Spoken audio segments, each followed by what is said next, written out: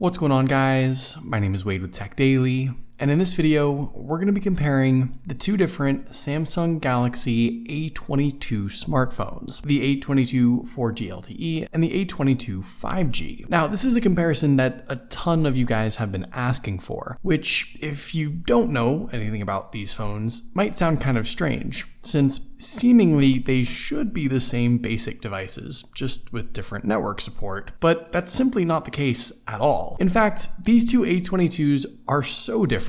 From their size, to their specs, to their features, there's a ton of things to consider here. And I'm going to go over everything in this video so you know exactly what sets these phones apart if you're considering either one. There's definitely a lot to talk about here, so I won't waste any more time. Let's just go ahead and get right into it and see how these phones compare to one another. To kick things off, let's talk about pricing and availability. Now, fortunately, this is pretty straightforward. Both these A22s retail for around $230. There might be a $10 or $20 price discrepancy either way, depending on where you live and where you get the phones from, but generally speaking, there's not a huge difference between the two. So that's nice at least. The downside is that these phones aren't necessarily available everywhere. Depending on where you live, you might only see one or the other in stores or online, but you can get international unlocked versions of both from various retailers if you really want one in particular. Just make sure you know what you're buying. These phones are explicitly called the A22 4G LTE and the A22 5G. They have different model numbers, different boxes,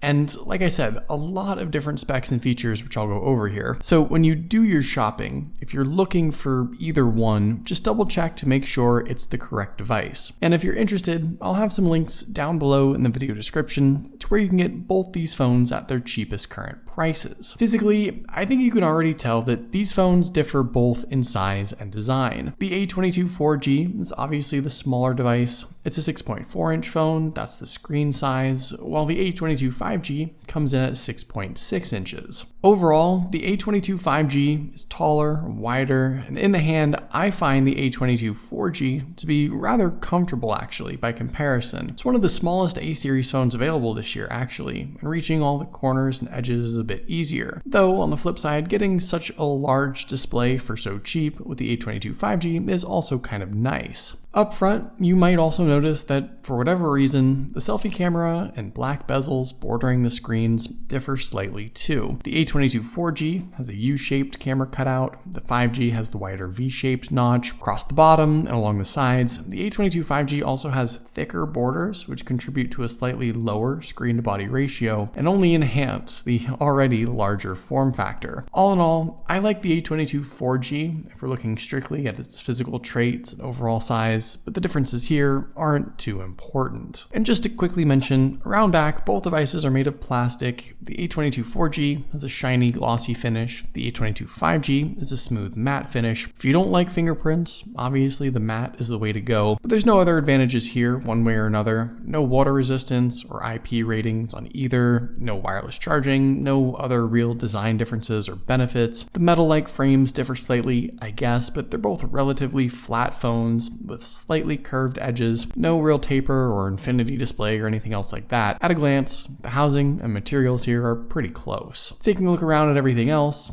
on the left side, both phones have a SIM and SD card slot. On the right, there's similar volume buttons and power buttons, which both double as fingerprint sensors. Down below, the headphone jack is there on both, alongside the USB-C port for charging and single speaker setup. And around back, you might not have noticed at first, but there's actually different camera setups here too. The A22 4G offers 4 lenses, the 5G has 3, and I'll talk more about all that towards the end of the video. But jumping back to the speakers, while the little speaker grill hole design is different for whatever reason, the out-loud listening experience on both phones is about the same. Just the single downward firing speaker on each. They're both loud enough, clear enough. I don't think there's much of a difference, and here's a sound sample so you can compare for yourself.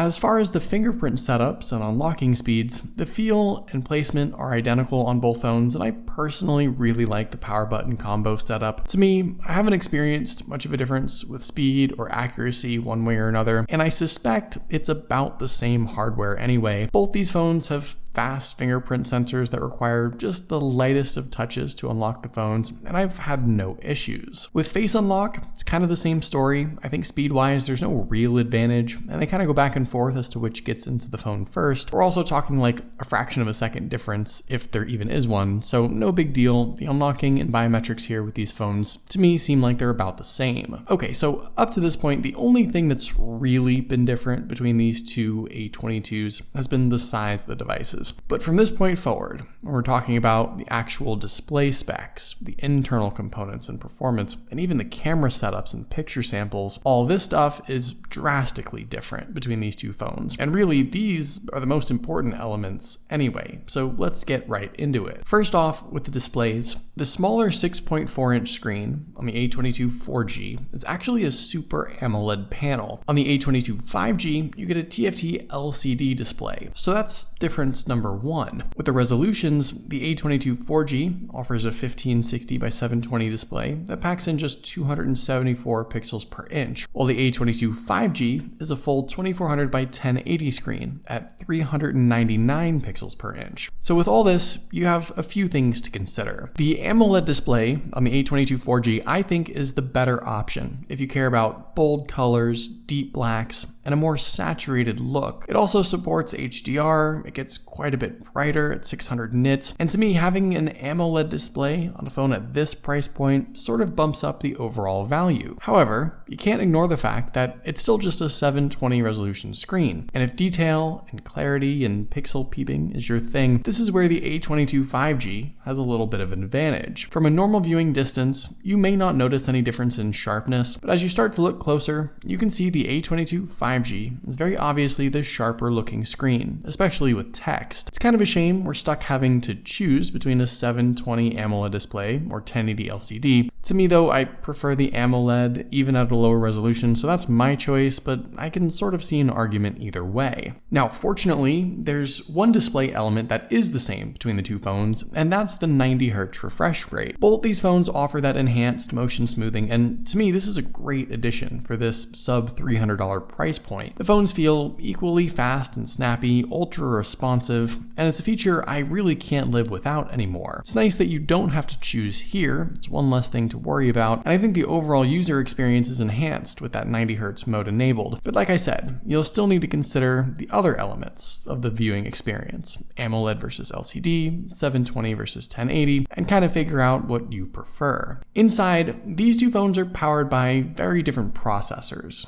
but the performance results might not be exactly what you expect. The A22 4G gets the MediaTek Helio G80, while the A22 5G has the MediaTek Dimensity 700 5G. And objectively speaking, the A22 5G gets the newer, faster, more powerful chipset. That's confirmed by the Geekbench scores, of course. Here are those values, so you can sort of compare. The other element worth considering here is both my phones have 6 gigs of RAM inside, so that sort of evens things out a bit more and allows us to focus mostly on processor speeds. Also, on the software side of things, both phones are already running the latest Android and One UI Core updates, but in a real-world side-by-side test here, the difference to me just isn't as drastic as I would have expected. Now, yes, more often than not, the more powerful A22 5G will at least launch and load an app faster. The default Android apps and Samsung animations and initial load screens all seem to be quicker. However, there are instances with web pages, for example, or YouTube videos, or scrolling, or app refreshing, stuff like that, where the A22 4G either isn't that far behind at all, at least keeps pace with, or in some cases beats the A22 5G in speed. While I figured there would be a noticeable and consistent speed and performance benefit with the A22 5G, that just doesn't seem like it's the case every time, and I'm not exactly sure what to attribute that to, especially considering the Geekbench scores at least hinted at a more substantial difference percentage-wise. To me, this is both an indication that maybe the A22 4G performs surprisingly well by comparison, and maybe the A22 5G, with its supposedly better, newer MediaTek chipset, isn't that much better in the end. I think out of everything so far, this is what was most surprising to me. Also, with the battery capacities, this is the same. We're working with 5,000 milliamps on both. Really good sized batteries in general, I think, for phones like these, considering the mid-range sort of specs. They're both day-and-a-half smartphones under normal usage, but I know there's various battery draining elements to consider. Obviously, AMOLED versus LCD, resolution, processor, but I personally haven't found that either device has any real advantage with longevity. With the charging speeds, it's the same here too, just 15 watt support on both. No wireless charging, like I said, no other battery or charging features. Everything here, from what I experienced at least, is basically the same. Finally, let's talk about the camera setup.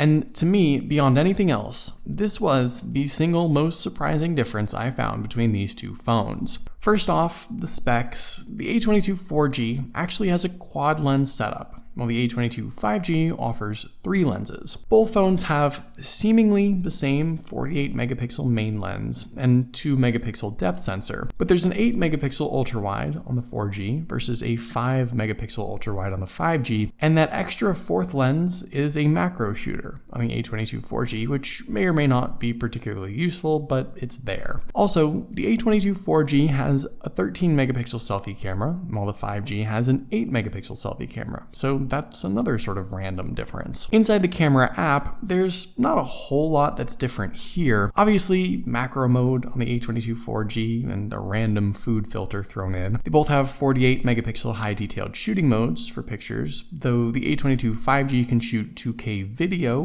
while the 4G tops out at 1080. On the flip side, the A22 4G offers optical image stabilization, while the 5G does not. All in all, there's nothing too important here with the shooting modes and settings.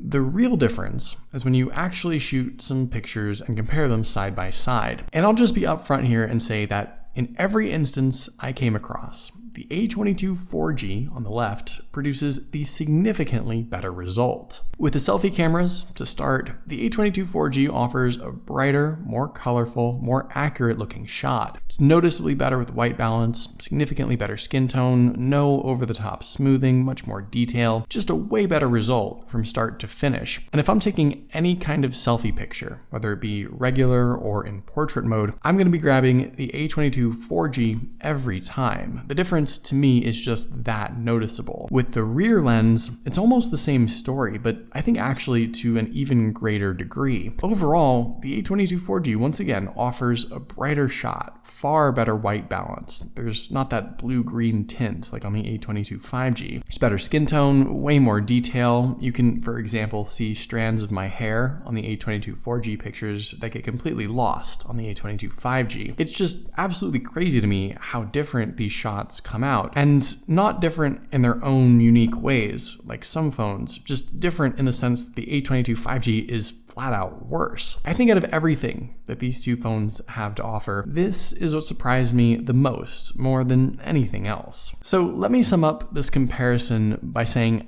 I think it's truly bizarre the way Samsung has set up all their A-series phones this year. While there used to be sort of a consistent numbering system with very obvious feature set differences that made sense, this year they're just all over the place. And these two phones are a prime example of the mess they've sort of made with this lineup. The A22 4G and A22 5G don't just differ in their network capabilities. They're completely different phones entirely. And what's most surprising is that while you might assume the A22 5G is the better overall option, I actually don't think that's the case. The A22 4G has an AMOLED display with a better screen-to-body ratio and arguably more comfortable form factor, a better camera setup too, with significantly better real-world shooting results, and 90% of all the other specs and features that the A22 5G offers, the A22 4G has, all for basically the same price. The one thing that is worse on the A22 4G, the internal specs, it's not that it's that much worse by comparison. To me, I'd much rather snag the A22 4G. I think it's just the better, more well-rounded device, which is kind of surprising. But what do you guys think? I'd love to know your thoughts in the comments down below, of course. Hopefully you guys did enjoy this video though. Be sure to follow TechDaily on Twitter and subscribe to the TechDaily YouTube channel if you haven't already.